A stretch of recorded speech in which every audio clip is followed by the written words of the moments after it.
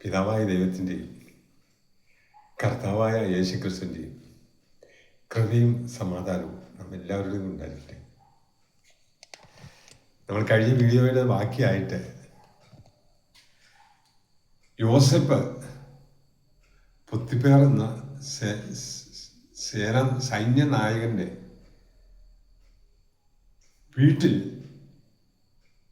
അങ്ങനെ പാർക്കുകയാണെന്ന് പറഞ്ഞാൽ സേനാനായകൻ്റെ വീടിൻ്റെ മേലുള്ള എല്ലാ ഉത്തരവാദിത്വവും അദ്ദേഹം യോസെഫിനെ ഏൽപ്പിച്ചു. ദൈവം യോസെഫിനോട് ഉണ്ടെന്ന് മനസ്സിലാക്കി. കാരണം യോസെഫ് മുഖാന്തരം അവൻ ചെയ്യുന്നതെല്ലാം സാധിക്കുന്നു. അവൻ്റെ വയലിലും കന്നുകാലികളും വീട്ടിലും എല്ലാ കാര്യത്തിലും ഭയങ്കരമായ അഭിവൃദ്ധി കണ്ടു. അതുകൊണ്ട് ദൈവം അവരുടെ കൂടെ ഉണ്ടെന്ന് മനസ്സിലാക്കിക്കൊണ്ട് പൊത്തിപ്പേർ എന്ന് പറയുന്ന യജമാനൻ അവൻ്റെ വീട്ടിൽ അവൻ കഴിക്കുന്ന ഭക്ഷണം ഒഴികെ സകലത്തിൻ്റെ മേലും അവൻ അധികാരം കൊടുത്തു. അപ്പം ഈ യജമാൻ്റെ ഡ്യൂട്ടിക്ക് പോയി. ഒരു ഭയങ്കര വിശ്വാസമാണ്. അപ്പോൾ ഒരു കാര്യമുണ്ട്, നമ്മളെല്ലാ കാര്യത്തിലും വിശ്വസ്തനായിരിക്കുമോ എന്ന് പരിശോധിക്കാൻ വേണ്ടി ദൈവം പരീക്ഷണങ്ങൾ തരും, എല്ലാവർക്കും തരും. ഒരുപാട് വിശുദ്ധന്മാർ വീണുപോയ ഒരുപാട് സാഹചര്യങ്ങളുണ്ടായിട്ടുണ്ട്. പണം യഥേഷ്ടം വിശ്വസിച്ചേൽപ്പിച്ച് കഴിയുമ്പോൾ അതിലൊരു ചില്ലി കാശ് നമ്മൾ യജമാനെ അറിയുന്നില്ല എന്ന് കരുതി യജമാൻ്റെ അനുവാദമില്ലാതെ നമ്മൾ അതിൽ വസ്തുക്കൾ എന്തെങ്കിലും കഷ്ടമാക്കിയാൽ ഭയങ്കര പാപമാണ്.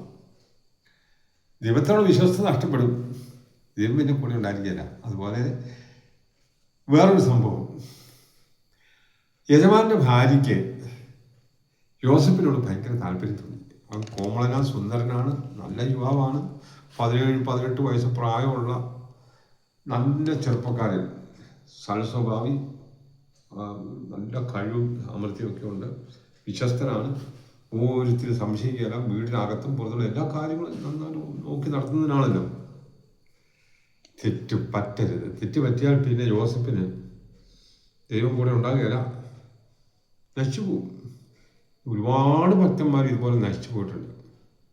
നിങ്ങളുടെ സാഹചര്യങ്ങൾ ദൈവം എന്തിനാണ് ഇത് അനുവദിക്കുന്നതെന്ന് ചോദിച്ചു കഴിഞ്ഞാൽ ഈ മേഖലകളിലും ദൈവത്തോട് വിശ്വസനായിരിക്കുമെന്ന് അറിയാനാണ്. അപ്പോൾ പൊത്തിപ്പേറിൻ്റെ ഭാര്യ അഥവാ യജമാൻ്റെ ഭാര്യ അവനെ നിർബന്ധിച്ചു, എൻ്റെ കൂടെ ശയിക്കണം എന്ന് പറഞ്ഞു. യോസേഫ് പറഞ്ഞു, സാധ്യമല്ല,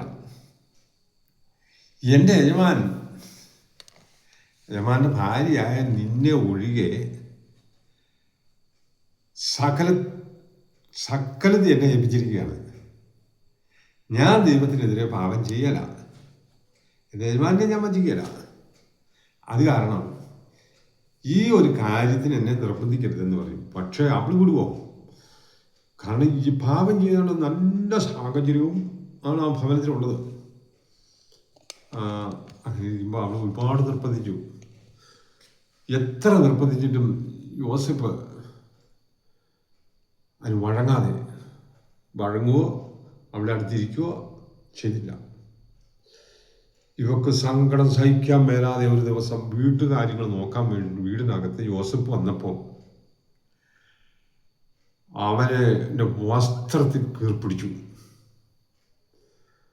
മേൽവസ്ത്രമായിരിക്കാം എന്ന് വിചാരിക്കാം.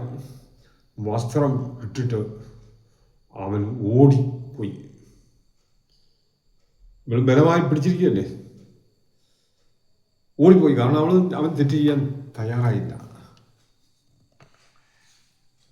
ദൈവമക്കളാണെങ്കിൽ ഒരു കാര്യം ഓർക്കണം, പാപം ചെയ്യാൻ പ്രത്യേകിച്ച് സ്ത്രീ വിഷയത്തിൽ അല്ല സാമ്പത്തിക വിഷയത്തിൽ ഒരു മറ്റാരും അറിയാല സാഹചര്യങ്ങളുമാണെന്നൊക്കെ വിചാരിച്ചാലുണ്ടല്ലോ ഓടി രക്ഷപ്പെട്ടോണം. എത്ര പേരിങ്ങനെ നശിച്ചുപോയി. യോസെഫ് ഓടി രക്ഷപ്പെട്ടു. ഇപ്പോൾ വൈരാഗ്യം മൂത്തു. എന്നാൽ ഇവനെ ഞാൻ പണി കൊടുക്കും. കാരണം ഇവിടെ ആഗ്രഹം അത്ര ഭയങ്കരമായിരുന്നു. ഒരു പ്രയോജനവും കിട്ടാതെ വന്നപ്പോൾ ഇവള് യജമാനൻ വീട്ടിൽ വന്നു കഴിയുമ്പോൾ പറഞ്ഞു, നിങ്ങളിവിടെ കാര്യസ്ഥനായിട്ട് കൊണ്ടുവന്ന് ഏൽപ്പിച്ച അവനുണ്ടല്ലോ, യോസെഫ് ഉണ്ടല്ലോ, അവൻ കാണിച്ചത് എന്താണെന്നറിയാമോ? അവൻ എന്നെ കൂടെ ശയിക്കാൻ വേണ്ടിയിട്ട് ഒരുപാട് പരിശ്രമിച്ചു.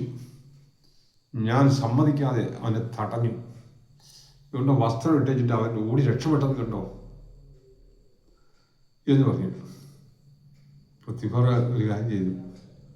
അവൾ പറഞ്ഞ ഭാര്യയല്ലേ പറഞ്ഞത്, എന്നാ ഇവനെ ഇനി വെച്ചോണ്ടിരിക്കണ്ട.